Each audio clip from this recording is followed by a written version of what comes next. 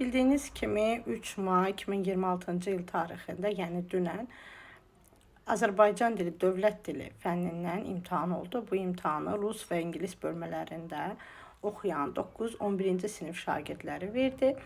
Və imtahan demək olar ki, çox asan keçib. Asan keçib dedikdə nəyi nəzərdə tuturam? Əgər bir şagird Azərbaycan dilini normal şəkildə bilirsə, cəmiyyətdə bu dildən rahat şəkildə danışa bilirsə və yaxud da ki, dərslərində iştirak edibsə və yaxud da hazırlıqlara da gedibsə və normal şəkildə məsuliyyətlə çalışıbsa, ən aşağısı 15 dənə suala cavab verə bilərdi.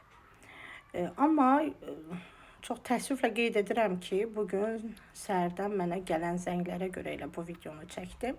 Müraciətlərə görə bu videonu çəkmək qərarına gəldim. Çoxlu suallar gəlir bu haqda. Bir şey qeyd edeyim ki, əgər uşaq 9-cu sinifdə oxuyursa və kollecə, hansısa peşə məktəbinə sənəd verməyəcəksə, o zaman ikinci cəhd imtahanına girməyə ehtiyac yoxdur. Amma yox, məqsədiniz kollecə girməkdir və yaxud da ki, peşə məktəblərinə verməkdir. 11-ci sinifləri nəzərdə tuturam, ali məktəblərə verəcəksə sənəd, o zaman ən aşağısı 15 yığmalı idi, limiti keçməli idi, minimum balı yığmalı idi. Əgər yığmayıbsa, mütləq şəkildə bu imtahanın ikinci cəhdində iştirak edərək keçə bilərlər. Yəni ki, və DİM şərait yaradacaq. İmtahan təxminən 1 ay sonra baş tutacaq. Keçmək olarmı? Bəli, keçmək olar. Təcrübələrdən də demək istəyirəm ki, məsələn, keçən ildə, ondan öncəki ildə ikinci cəhdə gedən şagirdlərimiz oldu. Müvəffəqiyyətlə verənlər də oldu. Amma mənim praktikamda elə şagird var ki, heç ikinci cəhdi də dəyərləndirə bilmədi. Bu nə zaman baş verir? İkinci cəhdi nə zaman dəyərləndirə bilmir şagird?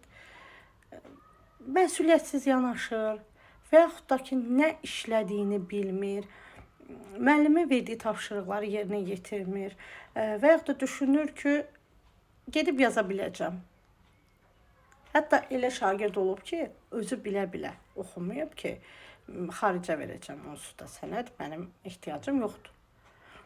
Amma biz bu dövlətdə yaşayırıqsa, Azərbaycan dilini bilməliyik. Təbii ki, bəzi şagirdlər var ki, onların ana dili deyil, rusdur, ukraynalıdır və yaxud da ki, başqa dövlətlərdən gəlib, amma bu dövlətdə yaşayır.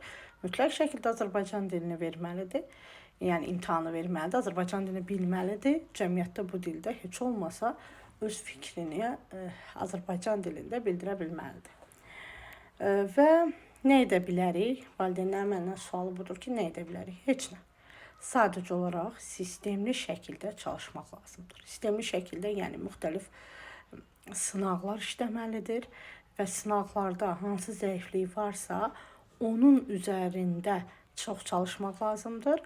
Həmin zəif tərəfləri möhkəmləndirmək lazımdır. Və hər gün evdə Azərbaycan dilində danışılmalı, sözlər öyrənilməli və imtahanda da diqqətli olmaq lazımdır. Bəzi şagirdlər sırf bu diqqətsizliyə görə çox zəif bal toplayıblar. Ruhdan düşmək lazım deyil, ümidimiz hər zaman var. Əgər bir şagird özünə inanırsa və qarşısına məqsəd qoyubsa, mütləq şəkildə uğurla bu imtahanları başa vuracaq. O görə hər kəsə uğurlar arzu edirəm və nə demək istəyirəm ki, əgər ki, suallarınız varsa bu haqda şərhlərdə yaza bilərsiniz. Sağ olun.